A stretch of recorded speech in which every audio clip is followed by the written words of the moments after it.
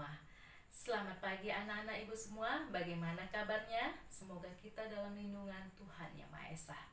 Sebelum belajar, marilah kita berdoa menurut agama dan kepercayaan kita masing-masing.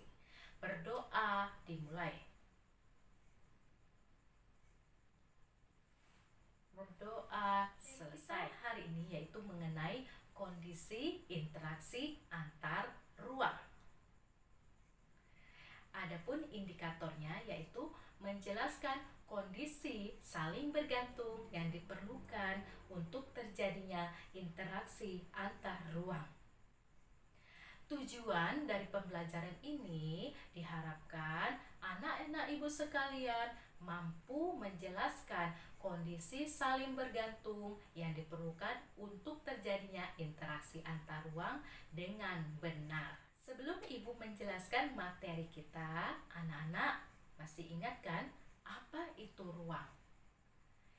Ya, rumah termasuk ruang. Ikan di laut termasuk ruang. Dataran tinggi termasuk ruang. Dataran rendah dekat dengan laut termasuk ruang. Ya, contoh-contoh tadi di atas itu termasuk ruang. Ruang adalah tempat di permukaan bumi, baik secara keseluruhan maupun hanya sebagian, digunakan oleh makhluk hidup untuk tinggal.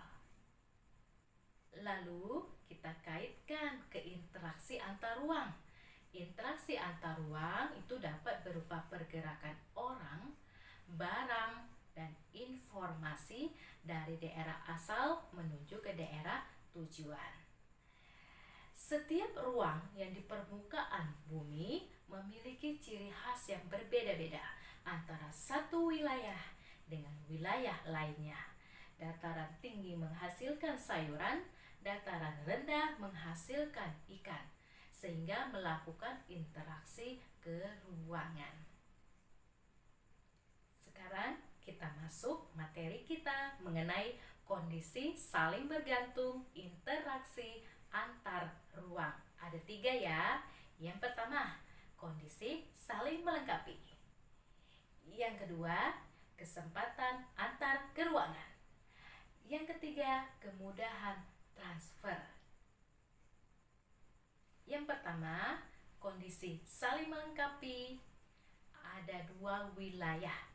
Wilayah A dengan wilayah B. Wilayah A surplus atau menghasilkan sayuran dan membutuhkan ikan. Wilayah B surplus ikan dan membutuhkan sayuran. Kedua wilayah ini saling membutuhkan dan saling melengkapi. Yang kedua, kesempatan antar keruangan. Wilayah A biasanya membeli ikan ke wilayah B. Namun diketahui ada wilayah C yang juga penghasil ikan. Karena wilayah C jaraknya lebih dekat dan ongkos transportasinya lebih murah, maka para pembeli ikan dari wilayah A akan beralih membeli ikan ke wilayah C. Akibatnya, interaksi antara wilayah A dengan wilayah B melemah. Yang ketiga, yaitu kemudahan transfer. Wilayah A akan menjalin kerjasama atau melakukan interaksi apabila akses atau sarana dan prasarana sangat mendukung. Ya, apabila wilayah A menjual sayur ke wilayah B, namun jalan menuju wilayah B mengalami kerusakan sehingga tidak bisa dilalui, maka tidak terjadi interaksi. Bagaimana anak-anak? Sudah paham kan? Demikianlah materi kita saat ini. Ibu simpulkan, kondisi saling bergantung interaksi antar ruang itu terbagi atas 3. Saling melengkapi, kesempatan antara, dan kemudahan transfer. Ya, agar kamu lebih paham, ibu ada tugas, yaitu lihat nak ya, buatlah contoh ya masing-masing 3 kondisi saling bergantung interaksi antar ruang yang terjadi di wilayah sekitar Sumatera Utara.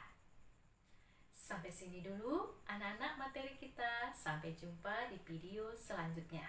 Sebelum kita akhiri, marilah kita berdoa menurut agama dan kepercayaan kita masing-masing. Berdoa dimulai. Berdoa selesai.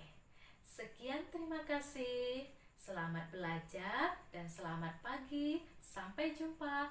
Assalamualaikum warahmatullahi wabarakatuh.